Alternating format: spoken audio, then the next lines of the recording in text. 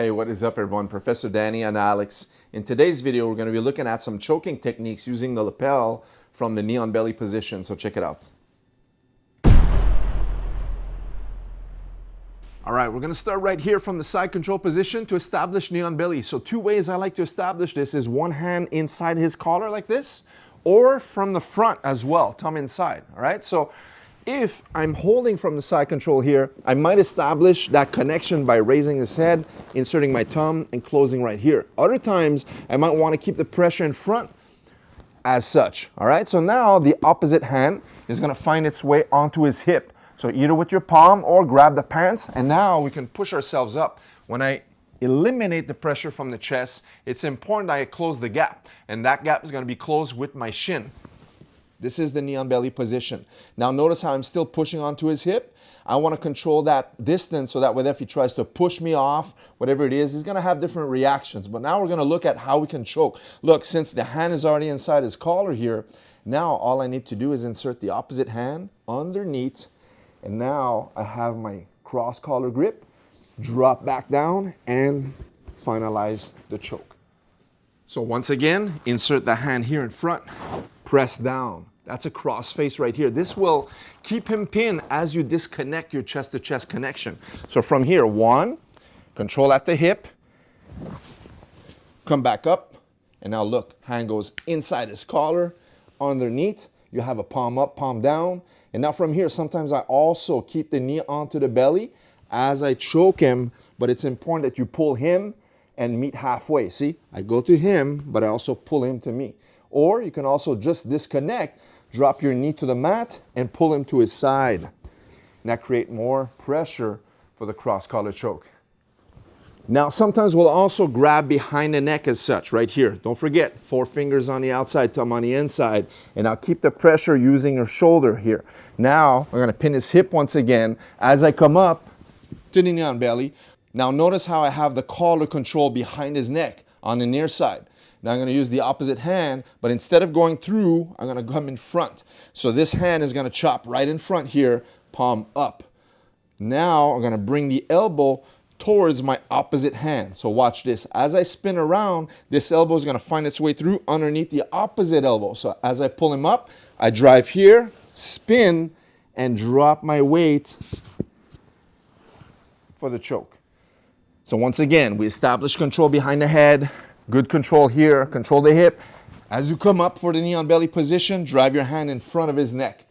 Now, bring the head and his shoulders off the mat, all right? That way that he doesn't bridge you off. If everything is connected to the mat, now he can raise his hips off, and now you have to disengage, post on the mat once again. As I pull his shoulders off the mat, it's harder for him to bridge, plus creates more tension on the knee on belly, all right? So here we go, one, and then we cut across. Watch my elbow. As the turn comes in, my right elbow drops in front, and now I drop my weight as I'm listening to his heartbeat to create the pressure. Once we look at these knee on belly attacks, now you can start to integrate combinations, all right? So I'll give you an example here. We're talking about chokes today, but don't forget, the knee on belly also includes all of the armbar attacks as well. So once I'm here, if I establish my position and he starts to push on my knee, I should know that I have the underhook here and I could spin around to attack this arm. That's my first attack. I should also know that every time he pushes on my knee, he's not thinking of his neck. So right here, I come up top. I should also know that if he brings this arm into the equation, this time here, if I'm going for the choke, now I can disengage here, raise his elbow up, and look, I have an armbar on this side. All of these connections have to be in your brain every time you establish your position, such as knee on belly, all right? So your first attack here, maybe you're here like this controlling, he pushes on your knee, arm bar, choke, switch your grip back to this choke right here, all right? If he brings the arm in front of your chest, now you control this arm, or switch, maybe you go here, and now you pass your leg for the arm bar, all right? He brings the arm back down, and you're back into the choke once again, back to the same techniques we've been talking about at the beginning of the video.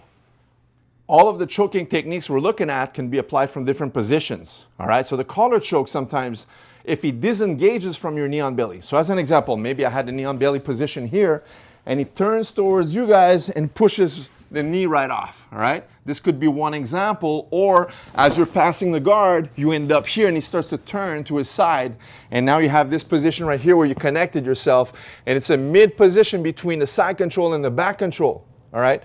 So what we're gonna do here, watch this. We're just gonna grab his collar right here with the underhook, and now we're gonna bring the overhook on this side. Now I grab right here. This is just like a seatbelt control. If I had the seatbelt, I was connecting right here, but I'm gonna use this lapel to control the 2-on-1. See? Now I have a tight connection. I keep the pressure on the shoulder with my body, and look, this hand can come up into the single wing choke. That's one example. Another one is controlling here. As I bring my knee up, I frame his hip so that whether he can't turn. To escape this choke, he wouldn't want to go back flat. He doesn't want to turn more into the choke. So as I frame his hip here, I also have the same single wing choke. Now you can also add some pressure by bringing this hook across. See, I bring my foot and tighten it here in the technical mount position, and I have the same choke once again. Don't forget, when you use this type of choke, you pull up with the collar, stretch with your body, but also push down with the opposite arm. So as I trap his elbow here, look, my body comes up, but this arm goes down, see, into the choke. That creates a lot of pressure for the single wing, all right? Also known as kata hajime, right? And then from the same position, as I'm controlling here, I can amplify everything by, look, dropping to the butt cheek and rolling to the opposite side to finalize. All right, guys, so there you have it. Some basic collar choking attacks you can do from the side control as well as knee on belly. Hope you guys enjoyed this tutorial. Leave us a thumbs up. Make sure if you're new here to subscribe, and we'll see you in the next video. Take care.